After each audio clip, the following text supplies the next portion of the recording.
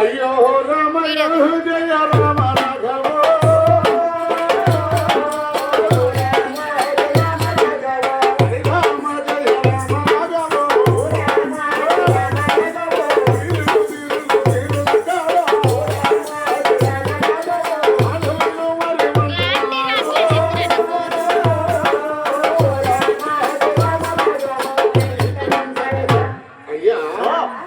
ఎప్పుడైతే ధర్మరాజు మాట పలికాడు ఆ మామిడి పొలముకు ఆ తొడుము మూడు ఎడముందండి. మరి ఐదుగురు అయిపోయారు. మరి ఆ మూడులో ఎవరు కలుపుతారు? ఎవరు కలుపుతారనగా ఆ అటు విష్ణు నారాయణమూర్తి అంటున్నాడు. ద్రౌపది ఇలా నీ ఐదుగురు అష్టభార్యలు నీ భర్తలు చక్కని మనసులో మాట చెప్పారు. దాయకుండా ఆ పొడుము తడుము వెళ్ళిపోయింది. ఇక నీ మనసులో మాట చెబితే ఆ వక్రావతికుంటే మనం వెళ్ళిపోవచ్చు. అది చెప్పమ్మా. అన్నయ్యా అన్నయ్యో శ్రీకృష్ణ పరమాత్మ నా మనసులో మాట ఏమిటంటే అన్నయ్యా అలనాడు మా భర్తల ప్రయాణమైనప్పుడు 12 సంవత్సరం వనవాసము గడిపి 13వ సంవత్సరం జ్ఞాతవాసము గడిపి అలనాడు ప్రయాణమైనప్పుడు మీరెక్కడుంటే అక్కడ ఉంటాను, ఎక్కడ తింటే అక్కడ తింటాను నాథా అని అలనాడు నా భర్తలు అన్నాను. నా మనసులో మాట అదే అన్నయ్య ద్రౌపది మనసులో మాట్లాడన్నాం బాగానే ఉంది. మరి ముందు తొడవలేదే ఆ కార్తీకుడు అతుక్కోవాలిగా. అయితే మనసులో మాకు ఇది చెప్పలేరు. ద్రౌపది ఒకవేళ ఐదుగురు భర్తలున్నారు, ఐదుగురు భర్తలున్నారు ఈ ముందు ఎలా చెప్పాను అన్నగా కావేమో చెప్పు. ఆ వ్రతానుసరం సాటుకొస్తే నీ మనసులో మాట నా ముందు చెప్పు. అది అయ్యా ద్రౌపది దేవుని నాయన ఆది విష్ణున్నారాయణమూర్తి తీసుకు వెళ్ళాడు వ్రతారుషమ సాటుకు. వ్రతారుషమ సాటుకు రాగా ఆది విష్ణున్నారాయణమూర్తి అంటున్నారు ద్రౌపది నీ భర్తలు లేరు, నీ అన్నయ్య నేనున్నాను. అది చెప్పవమ్మా మనసులో మాట్లాడినాడు. అనగా అన్నయ్య అన్నయ్యో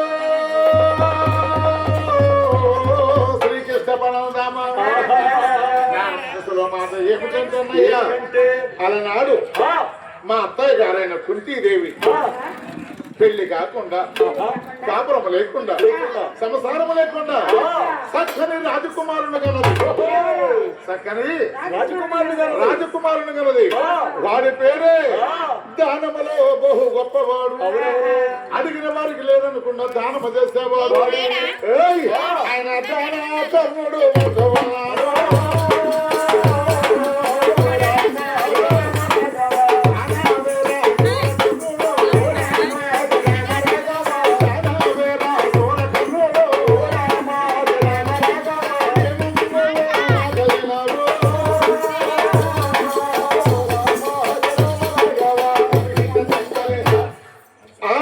కర్ణుడు కూడా ఆరోవాడు కన్నయ్య, నమ్మిన కర్ణుడు కూడా ఆరోవాడు కన్నయ్య.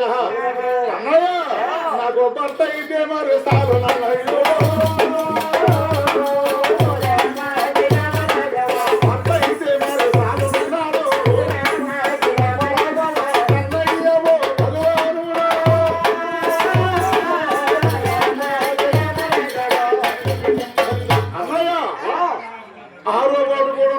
కర్ణుడు ఆరో వాళ్ళకు భర్త అయితే చాలన్నయ్యా అనగా బండు పెడమంటే ఇక నేను బుర్రకథలకు రాను. ఐదుగురు భర్తలుంటే ఆయన కూడా భర్త అయితే బాగుండండి, బాగుండండి. నేను ఇంటికాడ లేను, నేను ఉంటేనే 4 కంపలు తిరిగి వచ్చేది మా యావ.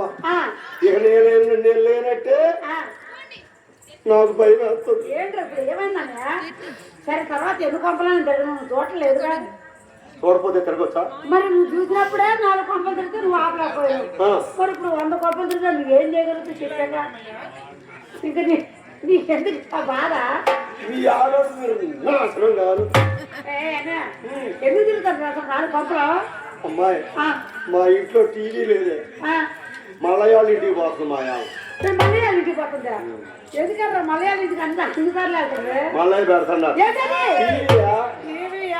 మళ్ళీ పెడతానంటే ఏం పెడతానని నేను అనుకుంటారా? మళ్ళీ అటు పెట్టోడు కాదు, మళ్ళీ చాలా మంచోడు అని నువ్వు అనుకుంటానువా? కాకపోతే మళ్ళీ కావాల్సిన కథ కావాలా అయ్యాల. సరే ఎందుకు పోతున్నా అని అడిగిన. ఏది మీ ఆమెనే? నీ శాతం అయితే నువ్వు పెట్టరాదా టీవీ. నేనేం చేసిన 18 రోజులు కరువు పడిపోయిన మా యావ. నేను 18 రోజులు ఎప్పటికి నేను సుమారు డబ్బులు బాగా వచ్చినాయి. బాగంటే ఎన్ని వస్తాయి? రోజుకు 300 చొప్పున. 18 రోజులు 13, 30, 15, 16, 17, 20 ఆడక 5,300 వస్తాయి. 5,100 వస్తుంది. 5,100 ఎట్ట వచ్చింది టీవీ? మల్లయ్య దగ్గర పోయినా. దేనికి? మల్లయ్య 10,000 కావాలన్నా. అంటే వడ్డీకి పేరు బీకి ఇచ్చిండు. 500 కాగితాలు 10 బీకిచ్చినట్టు ఏం బీకిచ్చినట్టు? 20 కాగితాలు 500 కాగితాలు బీకిచ్చిండు. అవి తీసుకొని ఖమ్మం పోయినా ఎందుకు? టీవీ కోసం. పొద్దున్నే ఉదయం 10ంటికి పోయినోడిని సాయంత్రం 3ంటి దాకా తిరుగుతూనే ఉండాలి. తిరుగుతుంటే ఫస్ట్ షాప్ లో పోయినా. షాపాయి రండి సార్ కూర్చోండి సార్, టీ కావాలా, కాఫీయా, మిల్క్ ఏం తాగుతారని ఆయన తెచ్చేది చెప్తుంటే తినేది అంటున్నా. నేను కరువు పని పోదనుకుని పోయినా.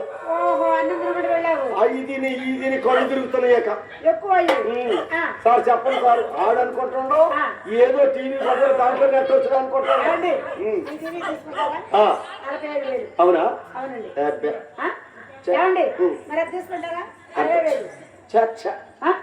ఏమండి అదిగో 1,00,000 ఆ టీవీ. 1,00,000? అవునండి. ఏమండి పోయి తీసుకుంటారా? 1,50,000.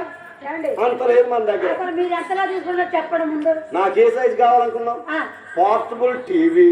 Portable TV second hand black and white అన్న. మెడకాయ పట్టుకొని గల్లా పట్టి నెడితే డ్రైనేజీలో పడి 3 బొక్కలు నీళ్ళు తాగిన. అవి కూడా ఒక్కొక్క కమ్మకమ్మలు బాగానే ఉన్నాయి. అవి బాగానే ఉన్నాయి.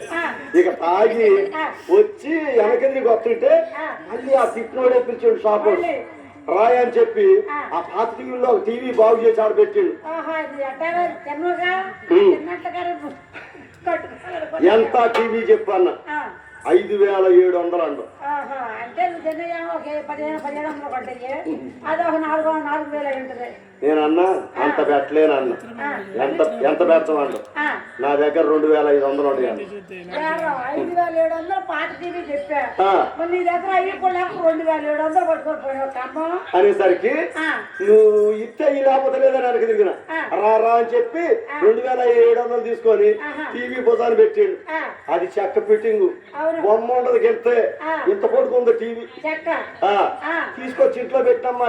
ఆటో మాట్లాడుకొని తీసుకొచ్చి ఇంట్లో పెడితే ఇక మా యావ మల్లయ్య వాళ్ళు ఇంటికి వెళ్ళి కూడా చూడట్లా. టీవీ సీరియల్ సినిమాలు అబ్బా అడ్వర్టైజ్మెంట్లు కూడా వదిలిపెట్టట్లా. ఈ పని ఎప్పుడో చేయాల్సిన పని అన్నారు కుర్రోడు. సర్లే అని చెప్పి 4 రోజులు వాడింది టీవీ. ఒక రోజు మాట వస్తే బొమ్మ రాట్లా, బొమ్మ వస్తే మాట రాట్లా.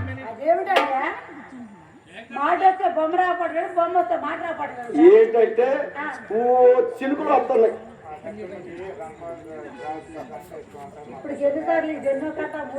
అది మారుతూనే ఉంటారు చెప్తాను. మళ్ళీ కథ పక్కన పడ్డది.